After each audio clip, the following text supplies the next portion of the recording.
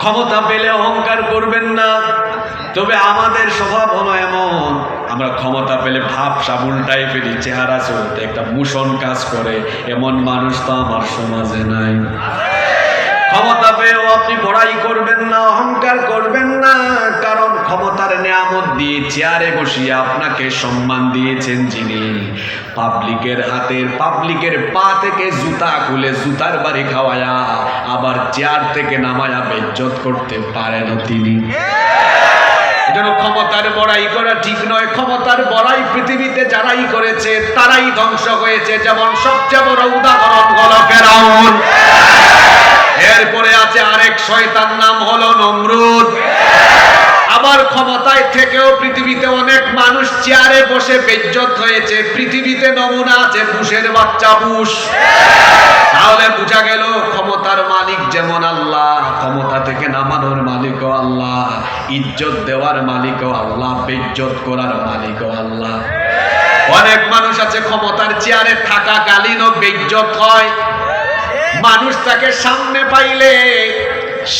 পাইলে ভয়ে সালাম দেয়, কিন্তু পেছনে গিয়ে মনে মনে গালি দেয় কিংবা জুতা দেখায়। বলেন তো এমন পরিস্থিতি সমাজে কম বেশ আছে না নাই? অহংকার করা এটা কোনো মুমিনের স্বভাব নয়। কিসের অহংকার করেন? আমি আপনার পরিস্থিতি শোনায়া দিচ্ছি। আপনি কিচ্ছু ছিলেন না, আপনি ছিলেন এক ফোঁটা নাপাক পানি। এমন এক ফোঁটা নাপাক পানি ছিলেন আপনি, যা বের হওয়ার পরে আপনার বাবা মা দুইজনের উপরে গোসল ফরজ হয়ে গিয়েছিল। সেই নাপাক পানি থেকে আপনি 9 মাসে মায়ের পেটে অস্তিত্ব লাভ করে দুনিয়াতে এসেছেন। কিসের তো বড়াই করেন? কিছুদিন পরে এই শরীর থেকে যখন রূহ বের হয়ে যাবে, কবরে দেওয়ার পরে কিছুদিন যেতে না যেতেই এই দেহটা পচে গলে দুর্গন্ধযুক্ত হয়ে শেষ হয়ে যাবে। অহংকার করা আপনার জন্য মানায় না। এজন্য রব্বুল আলামিন কোরআনে কারীমের 17 নম্বর সূরা বনী ইসরাঈলের 37 নম্বর আয়াতে আরো সুন্দর করে বলছেন, ওয়ালা তামশি ফিল আরদি মারাহা ইন্নাকা লান তাখরিকাল আরদা ওয়া লান তাবলুগাল জিবালা তুলা। আল্লাহ তাআলা বলছেন, জমিনে উদ্ধত হয়ে চলাফেরা করো না। ইন্নাকা লান তাখরিকাল আরদা ওয়া লান তাবলুগাল জিবালা তুলা। আল্লাহ তাআলা বলেছেন, অহংকারের চোটে তুমি মাটিকে ফাটিয়ে দিতে পারবে না, এমনকি অহংকার করে তুমি আকাশের উচ্চতায় পৌঁছে যেতে পারবে না। তো কিসের তো বড়াই? টাকা পয়সা ক্ষমতা কোনো কিছু নিয়ে অহংকার করা মানুষের জন্য শোভা পায় না। অহংকার করার যোগ্যতা কেবল একজনের আছে, জোরে বলেন তিনি কে? জন্য হাদিসে কুদসিতে আল্লাহ বলেছেন, আল কিবরিয়া উরিদাই, অহংকার আমার চাদর। কার চাদর? আল্লাহ তাআলা বলেছেন, যে আমার চাদর নিয়ে টানাটানি, যে অহংকার করে সে যেন আমি আল্লাহর চাদর নিয়ে টানাটানি করে। আর যে ব্যক্তি অহংকার করে আল্লাহর চাদর নিয়ে টানাটানি করবে, দুনিয়া আখিরাতে তাকে বেইজ্জত করার দায়িত্ব যিনি নিয়েছেন তিনি কি? এজন্য আমরা কি অহংকারী হব না বিনয়ী হব? আরো জোরে বলেন, অহংকারী না বিনয়ী? তাহলে অহংকারী স্বভাব বাদ দিয়ে দেন। অহংকার আছে কিনা বুঝবেন কেমনে? আপনি যদি ঊর্ধ্বতন পর্যায়ে থেকে অধস্তন ব্যক্তিদেরকে সম্মান করতে না জানেন, তাহলে বুঝবেন আপনার মধ্যে অহংকার আছে। আপনি মাদ্রাসার মুহতামিম সাহেব, আপনি যদি মাদ্রাসার সহকারী শিক্ষকদেরকে সালাম আগে দিতে না পারেন, অহংকার মনে বাসা বেঁধেছে। আপনি গাড়ির মালিক ড্রাইভারকে সালাম দিতে না পারলে অন্তরে অহংকার বাসা বেঁধেছে। আপনি বিরাট বড় কোনো প্রতিষ্ঠানের মালিক স্টাফকে বেতন আপনি যদি সালাম দিতে না পারেন, সুন্দর ভাষায় কথা বলতে না পারেন, তাহলে আপনার মধ্যে অহংকার বাসা বেঁধেছে। অহংকার এটা হলো ইবলিসের স্বভাব। এই স্বভাব কোনো মুমিনের স্বভাব নয়। আল্লাহ তাআলা বলছেন, মুমিন অহংকারী হয় না, রহমানের বান্দারা হয় বিনয়ী। এরা অভদ্র হয় না, এরা হয় ভদ্র। আমার ভাইদেরকে বলছি, যুবকদেরকে, ছাত্রদেরকে বলছি, এখনকার পরিস্থিতি কেমন জানি দিন দিন জটিল হয়ে যাচ্ছে। আমরাও তো কৈশোরকাল অতিক্রম করে যৌবন অতিক্রম করছি, শিশুকালে কৈশোরকালে আমরা দেখেছি রাস্তাঘাটে মুরব্বীদেরকে দেখলে আমরা সুন্দরভাবে পথ দিয়ে চলে যেতাম। এখনকার পরিস্থিতি এমন, 15, 16, 17 বছরের ছেলেরা ডিজে স্টাইলে চুলের কাটিং দিয়ে বাইকে যদি উঠে তো মুরব্বী কিংবা বড় ভাই কাউকেই সম্মান দেয় না, দেখা যায় পিক আপ বাড়ায়া দিয়া তারপরে পাশ দিয়ে চলে যায়। এমন পোলাপান আমাদের সমাজে নাই। খবরদার, বড়দেরকে সম্মান করো। যুবকদেরকে, ছাত্রদেরকে বলছে, আল্লাহ নবী বলেছেন যে বড়কে সম্মান করে না, ছোটকে স্নেহ করে না, সে আমার উম্মতের অন্তর্ভুক্ত হতে পারে। এজন্য রহমানের বান্দা অভদ্র হয় না, সে হয় ভদ্র। অহংকারী হয় না, সে হয় বিনয়ী। সেজন্য আল্লাহ রহমানের বান্দাদের প্রথম গুণের কথা এভাবে বললেন, ওয়া ইবাদুর রহমানিল্লাযীনা ইয়ামশুনা আলাল আরদি হাওনা। রহমানের বান্দা হলো তারা জমিনে নম্র হয়ে ভদ্রভাবে বিনয়ী হয়ে বিচরণ করে যারা। আল্লাহ এই গুণে অর্থাৎ নম্রতা ভদ্রতার গুণে আমাদেরকে গুণান্বিত করে দাও, বলেন আমিন। 2 নম্বর রহমানের বান্দাদের 2 নম্বর গুণাবলী হলো, আল্লাহ তাআলা বলেছেন রহমানের বান্দারা হয় সহনশীল, এরা উগ্র হয় না। আপনারা রাগ করবেন না, এই গুণটা আমাদের বেশিরভাগের ভেতরে নাই, বিশেষ করে মহিলাদের মধ্যে এই গুণের বড় অভাব। আজকের মাহফিলে মহিলারা আছে, হ্যাঁ? সহনশীলতার এই গুণ মহিলাদের মধ্যে বড় কম। সহনশীলতার এই গুণের অভাবে কিন্তু সংসারের মধ্যে ভাঙন দেখা দেয়, ভাইয়ে ভাইয়ে ঝগড়া শুরু হয়। সহনশীলতার অভাবে দেখবেন বিয়ে শাদীর পরে মা বাপকে সেপারেট করে দিয়ে ছেলে তার বউ নিয়ে আলাদা হয়ে যায়। সহনশীলতার গুণ এটা বড় গুরুত্বপূর্ণ গুণ। কেউ আমাকে কিছু বললেই সাথে সাথে রিপিট বা রিপ্লাই না করা, হজম করতে জানা, এটা বড় গুরুত্বপূর্ণ স্বভাব। মন্দের জবাব কখনো মন্দ দিয়ে হয় না, বরং মন্দের জবাব সুন্দর আচরণ দিয়ে করা, এটাই হবে মুমিনের স্বভাব। এজন্য আল্লাহ বলছেন, ওয়া ইযা খাতাবাহুমুল জাহিলুনা ক্বালু সালামা। জাহিলদের সম্মুখীন হলে রহমানের বান্দারা সালাম দেয়। তাদেরকে কেউ গালি দিলে জবাবে তারা গালি দেয় না, কেউ তাদের উপর হামলা করলে জবাবে তারা হামলা করে না। আমার নবীকে কাফিররা গালিগালাজ করেছে, কিন্তু নবীজি কি কোনোদিন কোনো কাফিরকে গালি দিয়েছেন নাকি? আরো জোরে বলেন। নবীজিকে যে কাফিররা কত রকমের গালি দিয়েছে সেগুলো কোরআনে আছে না নাই? তারা বলেছে মুহাম্মদ, আমরা বলি সাল্লাল্লাহু আলাইহি ওয়াসাল্লাম তুমি পাগল, তুমি জাদুকর, তুমি মিথ্যাবাদী, তুমি গণক। বলেন নাউজুবিল্লাহ।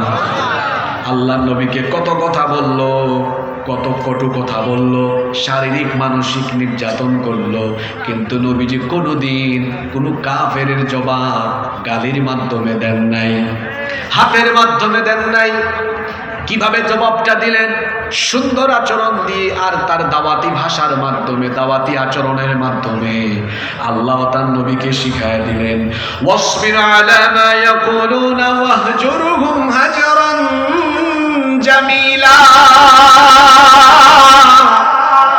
ও নবী, এরা যা বলে আপনি সবর করেন, মন্দের জবাব মন্দ দিয়ে হবে না। কয়জন ভাই বুকে হাত দিয়ে বলতে পারবেন, হুজুর এই গুণটা আমার মধ্যে আছে? আপনি দেবহাটা বাজারে গিয়েছেন, তার সাথে দেখা যে ব্যক্তি আপনার বদনাম করে, আপনাকে গালি দেয়, আপনি তো পাইলেই বলবেন, আজ তোরে পাইছি একদম কাইটাল বাম, খায়াল বাম একদম। এটা আমাদের স্বভাব আর কি। কিন্তু আপনি যদি এই কাজটা করতেন, আপনার বদনাম করে বা আপনার অনেক ক্ষতি করেছে, পাওয়ার পরে বললেন, ভাইজান আসসালামু আলাইকুম, আসেন রেস্টুরেন্টে যাই, চলেন একটু চা খাই, চাটা খাওয়াইয়া চায়ের সাথে তাও খাওয়াইলেন, বিলটাও আপনি দিলেন। মন্দের জবাবে তার সাথে বাজে আচরণ না করে সুন্দর আচরণ করে চা খাওয়াইয়া দিয়ে আপনি যখন বিদায় দিবেন, ও তো লজ্জায় ওখানেই শেষ হয়ে যাবে যে আমি কার এত বদনাম করি। আরে মন্দের জবাব মন্দ দিয়ে, গালির জবাব গালি দিয়ে নয়, মাঝে মাঝে সুন্দর আচরণ দিয়েই মানুষকে সাইজ করা যায়। এই গুণটা আমাদের অনেকের ভেতরে। আমি বলেছিলাম মহিলাদের মধ্যে এটার ঘাটতি। কোন মহিলাকে যদি কেউ খালি কিছু বলে, কয় তুমি একটু দাঁড়াও আমি তারে শেষ করে আসি, এক গালি দিলে তারা আরো 20টা গালি দেয়। কি বলেন, আছে না নাই? মা বোনেরা রাগ করবেন না, সহনশীল হতে হবে। এমনিতেই আপনাদের অনেক অবদান, আপনারা অনেক সহনশীল, সহনশীলতার গুণ আপনাদের ভেতরে আছে, কিন্তু সাংসারিক ক্ষেত্রে সহনশীলতার গুণ আরও বৃদ্ধি করতে হবে। তখন এই সংসার আরও সমৃদ্ধ হবে, আরও সুখের হবে ইনশাআল্লাহ। তাহলে 2 নম্বর রহমানের বান্দাদের গুণ, রহমানের বান্দারা উগ্র না, এরা সহনশীল, সংযমী। আমরাও এরকম সহনশীল আর সংযমী হতে পারবো তো? আপনাদের মনোযোগ আছে তো? আমি অসুস্থ মানুষ, আজকে এমনিতেই লম্বা সময় বক্তৃতা হবে না, আর আমি লম্বা সময় বক্তৃতা করিও না, সর্বোচ্চ 1 থেকে 1.5 ঘন্টা, কিন্তু সব কথা এর ভেতরেই চলে আসবে। মনোযোগী হতে হবে আপনাদেরকে, থাকবেন তো মনোযোগী? কয়টা গুণ বলেছি? 2টা। নাম্বার 3 নম্বর, রহমানের বান্দাদের দিনের বেলা কেমনে গেল? দিনের বেলা তারা ভদ্রতার সাথে বিচরণ করে, বেয়াদব বা অহংকারী হয় না, আবার তারা উগ্র হয় না, সহনশীল হয়। সন্ধ্যা হয়ে গেল, রাত হয়ে গেল, রাতের বেলা রহমানের বান্দারা কি করে? তারা কি ওয়াইফাই চালিয়ে সারা রাত ইন্টারনেটে ডুবে গিয়ে তারা কি আজে বাজে কাজ করে? রহমানের বান্দারা কি খেলাধুলা কিংবা আর্জেন্টিনা ব্রাজিলের খেলা দেখে দেখে, বার্সেলোনা রিয়াল মাদ্রিদের খেলা দেখে দেখে কি রাত কাটায় নাকি? কিংবা রহমানের বান্দিরা, আজকে তো বোনেরাও মাহফিলে আছেন, রহমানের বান্দিরা কি সিরিয়াল দেখে দেখে রাত কাটাবে নাকি? তাহলে রহমানের বান্দা বান্দিরা রাত কিভাবে কাটাবে? তাদের গুণ হবে এমন। পরের আয়াতে আল্লাহ বলেছেন, ওয়াল্লাযীনা ইয়াবিতুনা লিরাব্বিহিম সুজ্জাদান ওয়া কিয়ামা। রহমানের বান্দা হলো তারা রাতের বেলা বিছানা থেকে পিঠ আলাদা করে দিয়ে রুকু আর সাজদা করে রাত কাটায় যারা। রহমানের বান্দা হলো তারা রাতের বেলা তামাশা করে না, আড্ডাবাজিও করে না। রহমানের বান্দারা রাতের সময়ে প্রেম করে কার সাথে? আস্তে বলবেন না, জোরে বলেন, কার সাথে? রাতের আধারে যারা সিজদাতে রয়, দো চোখের অশ্রুতে নদী যেন বয়। রাতের আধারে যারা সিজদাতে রয়, দো চোখের অশ্রুতে নদী যেন বয়। ছলনার হাত ছানি যতই আসুক, পেছনে ফিরে তাকায় না। যাদের হৃদয়ে আছে আল্লাহর ভয়, তারা কোনো পথ ভুলে যায় না। আল্লাহর প্রেম ছাড়াই দুনিয়ায় কারো কাছে কোনো কিছু চায় না। আমরা রাতে প্রেম করব কার সাথে? জোরে বলেন। এখন আমাদের দেশে কিছু হুজুর বের হয়েছে, পাবলিক এদের নাম দিয়েছে প্রেম বিশেষজ্ঞ হুজুর। এরা গার্লফ্রেন্ড আর বয়ফ্রেন্ড ছেলে পেলেদেরকে শেখায়। যুবকদেরকে বলছি, যে সকল লোকেরা মাহফিলের এই মঞ্চকে আজে বাজে কথা বলে নষ্ট করবে, এদের সাথে সম্পর্ক ছিন্ন করবে। মাহফিলের এই ময়দান প্রেম ভালোবাসার ময়দান নয়। জিজ্ঞেস করেন আজকে যারা মাহফিলের আয়োজন করেছেন, কমপক্ষে 1-2 মাস ঘাম ঝরিয়ে, না ঘুমিয়ে, না খেয়ে, কষ্ট করে, পরিশ্রম করে আজকের প্রোগ্রাম তারা বাস্তবায়ন করেছে। এখানে যতগুলো কথা হবে সব হেদায়েতি কথা হতে হবে। থার্ড ক্লাস ফালতু কোনো কথা বলার জায়গা মাহফিল নয়। সাতক্ষীরার মানুষকে সচেতন হতে হবে। এই মাহফিলগুলো হচ্ছে দিন প্রচার প্রতিষ্ঠা, এমনকি ইসলামী বিপ্লব বা গণজাগরণের একটি অন্যতম প্ল্যাটফর্ম। গত কয়েক যুগ ধরে আমাদের পূর্ববর্তী মুফাসসিরগণ এই তাফসীর মাহফিলের মাধ্যমে ইসলামী বিপ্লব, ইসলামী গণজোয়ারের জন্য এই মাহফিলের মাধ্যমে তারা কাজ করে গিয়েছেন। তাদের মেহনতে, তাদের কষ্টে যে মাহফিলের ময়দান গড়ে উঠেছে, সেই মাহফিলের ময়দান প্রেম ভালোবাসার আলতু ফালতু কিচ্ছার ময়দানে পরিণত হতে দেওয়া হবে না। এজন্য আপনাদেরকে গুরুত্বপূর্ণ ভূমিকা পালন করতে। কি এক আজীব অবস্থা! আমরা পড়াশোনা শেষ করে, পড়াশোনা থাকাকালীন অবস্থায় বিশ্ববিদ্যালয়ে জুমার খুতবা দিয়েছি। প্রথমে আসরের পরে মানুষ বিভিন্ন জায়গায়, এই যে আজকে আপনারা আমাকে কি বানাইলেন, প্রধান বক্তা। আসলে তো প্রধান বক্তা হওয়ার কোনো যোগ্যতাই আমার মধ্যে নাই, কিন্তু আমার মাহফিলের স্টার্টিংটা কিভাবে হয়েছে আপনাদেরকে আজকে বলি। প্রথমে মানুষজন সুযোগ দিত। আমার জীবনে প্রথম আমি বয়ান করেছিলাম আসরের নামাজের পরে, এক জায়গায় আমাকে দিয়েছিল, আমি তখন মসজিদের জুমা পড়াই, তো দিয়েছে। এরকম 2-3টা মাহফিল আমি আসরের পরে বয়ান করেছি। বিভিন্ন জায়গা থেকে মানুষ দূর থেকে মাইকে শুনছে, বলে আসলে যেভাবে বয়ান করতেছে আসরের পরে না, রে মাগরিবের পরে দিলে ভালো হতো। তো কিছুদিন পর আমার প্রমোশন হয়েছে, প্রমোশন হয়ে এখন আমাকে আসরের পরে কেউ দেয় না, দেয় কোন টাইমে, মাগরিবের পরে 20-30 জন শুনে। এরকম চলছে কয়েক মাস। এরপরে আরেকটু প্রমোশন হয়ে গেছে, কয় না যেভাবে বক্তব্য দিচ্ছে এটা এশার পরে হইলে খাপ খাবে, তো নিয়ে গেছে কোথায়, এশার পরে। এরকম চলছে 2-3 বছর, 2-3 বছর এরকম চলছে। আপনারা কি জানেন, আপনাদের এই দক্ষিণবঙ্গে আমি প্রথম যখন এসেছিলাম তখন আমি বাদ মাগরিবের বক্তা ছিলাম, বুঝতে পেরেছেন? বাদ মাগরিবে আমি বক্তৃতা করছি।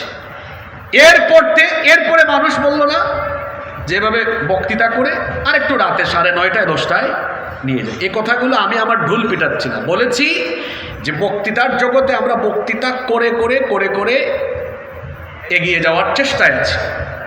এখন কিছু কিছু ছেলেরা পড়াশোনায় থাকাকালীন ওই টাইমেই ভাইরাল হয়ে যেতে চায়, রুমের মধ্যে বসে ব্যাক স্ক্রিন লাগিয়ে তারপর ঠিকের আওয়াজ এনে। আর এরকম কিছু ইউটিউবার, অসাধু ইউটিউবার আছে, এরা এদের কাছ থেকে পয়সা খাইয়া ঠিকের আওয়াজ জোড়াতালি দিয়া যখন কথা বলে ঠিকের আওয়াজ হয়, মনে হয় সামনে লক্ষ লক্ষ মানুষ, আসলে কেউ নাই।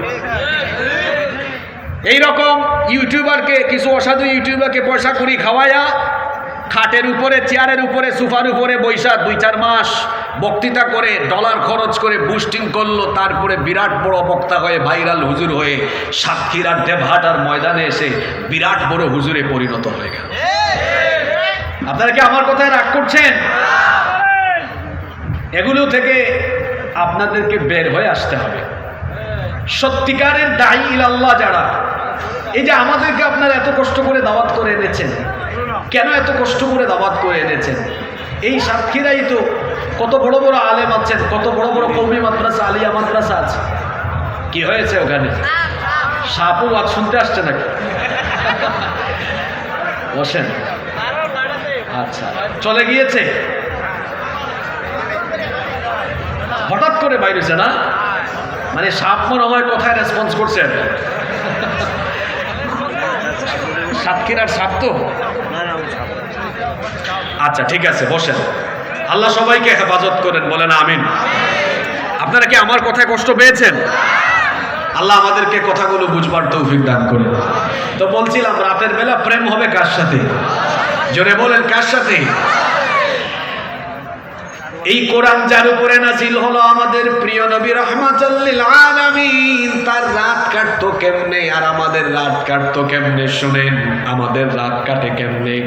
আমরা তো অনেকে ঘুমাতে ঘুমাতে বা ফেসবুক চালাতে চালাতে রাত কাটে, আর আমার নবীর রাত কাটতো কিভাবে? আমাদের মা নবীজির বিবি আয়েশা রাদিয়াল্লাহু আনহা, তিনি হাদিস বর্ণনা করেছেন, তিনি বলেছেন কানা ইয়াকুমু মিনাল লাইলি হাত্তা তানফাতারা কদামা। আল্লাহর নবী রাতের বেলা এত দীর্ঘ সময় তাহাজ্জুদের নামাজে দাঁড়িয়ে থাকতেন, দাঁড়াতে দাঁড়াতে আল্লাহর নবীর পা গুলো ফুলে যেত। আমরা রাতের বেলা ফেসবুক চালাতে চালাতে রাত কাটে, কিংবা ঘুমাতে ঘুমাতে আমাদের চেহারা ফুলে, আর আল্লাহর নবী রাতের বেলা তাহাজ্জুদ পড়তে পড়তে পা ফুলে। আল্লাহু আকবার। আল্লাহর নবী বলেছেন, শোনো, আলাইকুম বিকিয়ামিল লাইল, রাতের নামাজকে তুমি তোমার আমল বানাও। ফাইন্নাহু দাবুস সালিহিনা মান ক্বাবলাকুম, কারণ এটা তোমার পূর্ববর্তী সকল বুজুর্গ এবং আল্লাহর প্রিয় বান্দাদের আমল। যারা আল্লাহর প্রিয় বান্দা হয়েছেন তারা তাহাজ্জুদের নামাজে আল্লাহকে সাজদা দিয়ে আল্লাহর প্রিয় হয়েছেন। এজন্য আপনি যদি আল্লাহর প্রিয় হতে চান, আপনি যদি আল্লাহর নৈকট্যশীল বান্দা হতে চান, রহমানের বান্দা হতে চান, তাহলে রাতের বেলা আপনি আল্লাহকে সাজদা দেন, রাতের নামাজ আপনার আমলে পরিণত করেন। আল্লাহ তাআলা কোরআনে কারিমে আরো সুন্দর করে বলেছেন, আল্লাহর প্রিয় বান্দাদের স্বভাব হলো تتجافى جنوبهم عن المضاجع يدعون ربهم خوفا وطمعا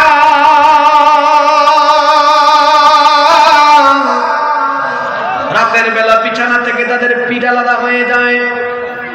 এদের স্বভাব হলো এমন, কানু কলিলাম মিনাল লাইলি মা ইয়াহজাউন ওয়া বিল আসহারি হুম ইস্তাগফিরুন। এরা রাতের বেলা খুব কম ঘুমায়, ইস্তেগফার করে করে রাত কাটায়। তাহলে রহমানের বান্দাদের 3 নাম্বার গুণ হলো তারা রাতের বেলা সাজদা দিবে কাকে? আপনারাও সাজদা দিবেন তো? আল্লাহ তৌফিক দেন, বলেন আমিন। 4 নাম্বার রহমানের বান্দাদের গুণাবলী হলো এত আমল করে ইবাদত করেও তারা আল্লাহর জাহান্নামের আযাবের ভয় করে। কারণ হলো শুধুমাত্র আমল দিয়ে কিয়ামতের দিন কোনো মানুষ জান্নাতে যেতে পারবে? জোরে বলেন। শুধু আমল দিয়ে জান্নাতে যাওয়া যাবে না, আমলের সাথে আল্লাহর দয়ারও দরকার আছে না নাই? কিয়ামতের দিন আল্লাহর দয়া ছাড়া কোনো মানুষ জান্নাতে যেতে পারবে না, আমলের সঙ্গে আল্লাহর দয়াও লাগবে। এজন্য আল্লাহ বলছেন রহমানের বান্দারা ইবাদত গুজার হওয়ার পরেও জাহান্নাম থেকে বাঁচার জন্য সার্বক্ষণিক তারা তাদের রবের কাছে দোয়া করে।